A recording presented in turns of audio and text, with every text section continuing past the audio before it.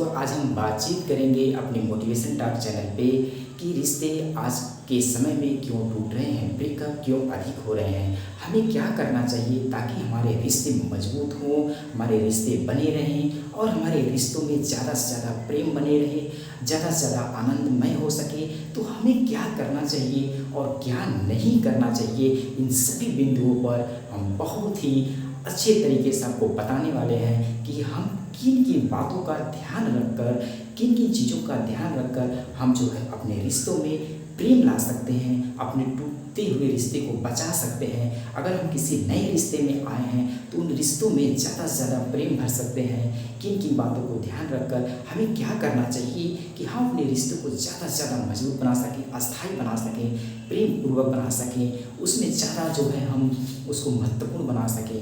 ठीक है, तो आइए हम उसी पे चर्चा करते हैं कि क्योंकि आज के समय में आप देख रहे होंगे कि रिश्ते जितने ज़्यादा बन नहीं रहे हैं, उससे ज़्यादा रिश्ते टूट रहे हैं। तो रिश्ते बन रहे हैं किस कारण से और रिश्ते टूट रहे हैं किस कारण से, इन सभी चीज़ों को आपको ध्यान रखना चाहिए। तभी हम अपने टूटते हुए रिश्ते को बचा सकते हैं।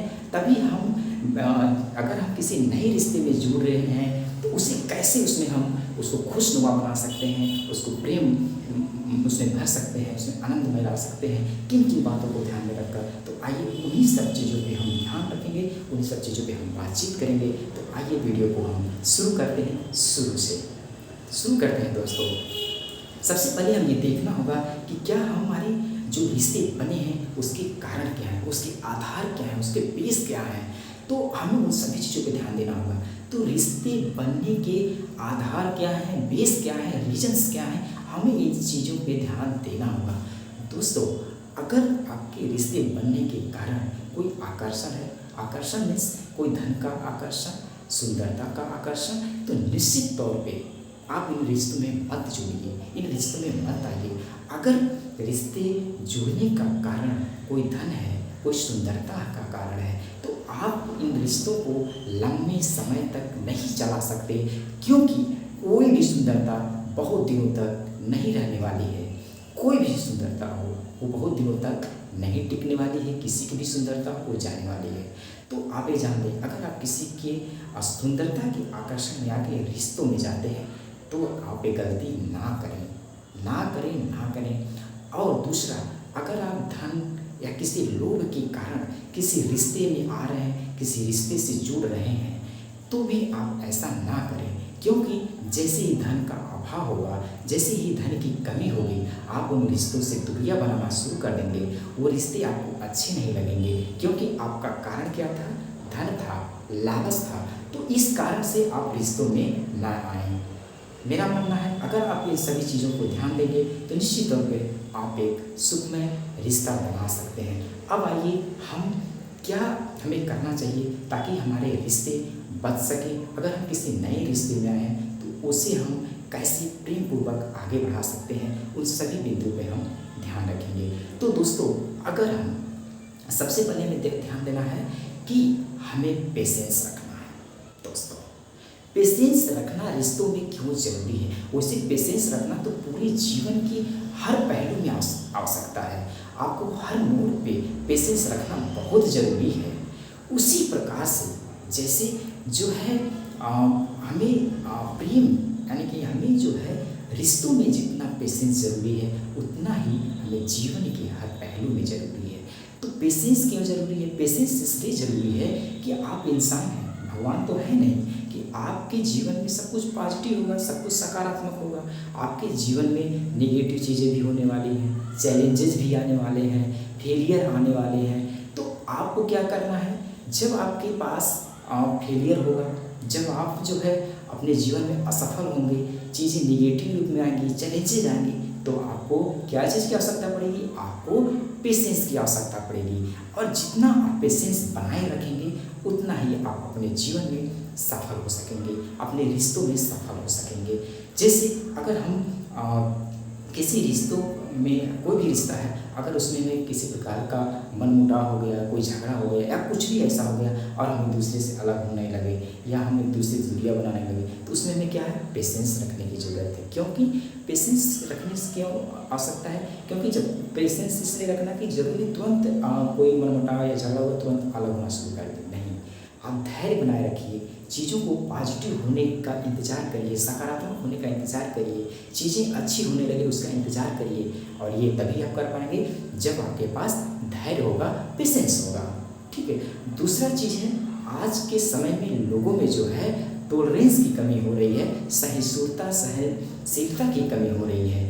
तो इसकी वजह से भी रिश्ते बहुत तेज़ी से टूट रहे हैं। जितनी तेज़ी से रिश्ते बन नहीं रहे हैं, उससे ज़्यादा कहीं ना कहीं रिश्ते टूट रहे हैं। और उनका रिश्ता टूटने का कारण ये है कि उसमें टॉलरेंस की कमी हो रही है, सहिष्णुता या सहनशीलता की कमी हो रही है। तो हमें इन सभी चीज़ों पे ध्यान देना होगा कि हमारे अंदर अगर सहिष्णुता की कहीं कमी हो रही है तो हमें उस पर ध्यान देने की ज़रूरत है। ठीक है दोस्तों, तो चलिए अगले पॉइंट पे ध्यान देते हैं। अगला पॉइंट क्या है कि हमें ट्रस्ट करना चाहिए एक दूसरे पे। ये सबसे इम्पोर्टेंट पॉइंट है, ट्रस्ट करना एक दूसरे पे। आज के समय में सबसे ज़्यादा कमी इसकी ही हो रही है। हम एक दूसरे पे ट्रस्ट नहीं कर रहे हैं।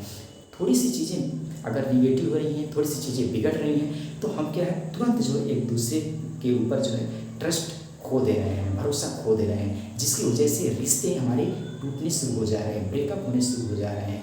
तो हमें क्या करना है कि हमें एक दूसरे पे ट्रस्ट रखना है। और कभी चीज़ें बनकर आती हैं, जैसे अगर हम एक दूसरे के प्रति कोई ऐसा निगेटिव थिंकिंग आ गई, कोई निगेटिव ऐसी सोच आ गई कि नहीं ये अच्छा नहीं है, ये तो ऐसे है, ये तो उसके साथ जाता है, ये तो उसके साथ जाती है, तो इस तरीके की भी अगर हमारे मन में कोई संदेह है या कोई चीज़ ऐसे विचार आने लगे, आइडियाज आने लगे, कोई संदेह आने लगे, तो क्या है, यहाँ हमारा ट्रस्ट जो है खोने लगता है एक दूसरे के ऊपर। तो हमें ट्रस्ट बनाए रखना है, एक दूसरे के ऊपर हमें भरोसा जताना है। और अगर चीज़ें कोई बिगड़ रही तो हमें मिलजुल के बातचीत करना चाहिए, उसका समाधान ढूंढना चाहिए, ताकि हम अपने रिश्ते को बचा सकें। तो दोस्तों, अगर आप ये तीनों चीज़ों को अपने जीवन में सही तरीके से इसका उपयोग करते हैं, सदुपयोग करते हैं, तो निश्चित तौर पे आप अपने रिश्तों में जो है प्रेम को बढ़ा सकते हैं, आनंदमय ला सकते हैं, खुशियाँ ला सकते हैं, अपने रिश्तों को मजबूत बना सकते हैं, अस्थायी बना सकते हैं। मेरा यही मानना है दोस्तों कि आप अपने जीवन में जो है क्या रखें, अपने रिश्तों में सबसे पहले क्या रखना है, आपको पेशेंस रखना है, यानी धैर्य रखना बहुत ज़रूरी है। दूसरा क्या है, टॉलरेंस, सहिष्णुता होना चाहिए दोनों लोगों में, सभी लोगों में। और तीसरा क्या है, एक दूसरे पे ट्रस्ट रखना, एक दूसरे पे भरोसा रखना बहुत ज़रूरी है।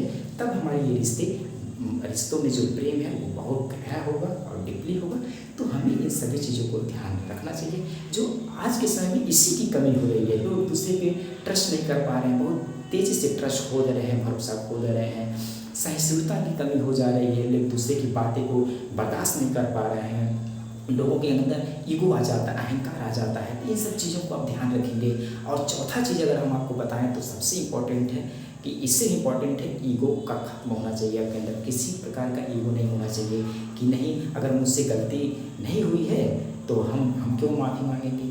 तो ये क्या होता है कि हम जो माफ़ी मांगने की जो प्रक्रिया है, ठीक है, तो हमें इसका ध्यान रखना चाहिए कि अगर हमसे गलती हुई तो हम माफ़ी मांग लें। अगर हम माफ़ी मांग लेते तो क्या बुराई है, हमारे रिश्ते में और जो है गहरापन आ जाएगा, और उसमें प्रेम आ जाएगा, हमारे रिश्ते और जो है अस्थायी होंगे।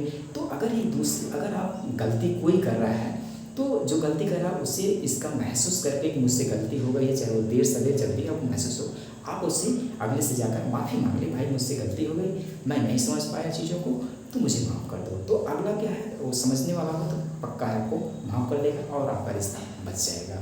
तो 4 चीज़ें आपको रखना बहुत ज़रूरी है। पहला पेशेंस यानी कि धैर्य, दूसरा टॉलरेंस यानी कि सहिष्णुता, तीसरा ट्रस्ट एक दूसरे को बहुत ज़्यादा होना चाहिए, और आपके अंदर चौथा क्या है, ईगो नहीं होना चाहिए। आपसे कोई अगर क्षमा मांग रहा है तो आप उसे क्षमा भी कर दें। आपके अंदर ये भी भाव होना चाहिए, क्षमा करने की भावना प्रबल होनी चाहिए आपके अंदर दोस्तों, तभी आप अपने रिश्तों में मजबूत हो पाएंगे।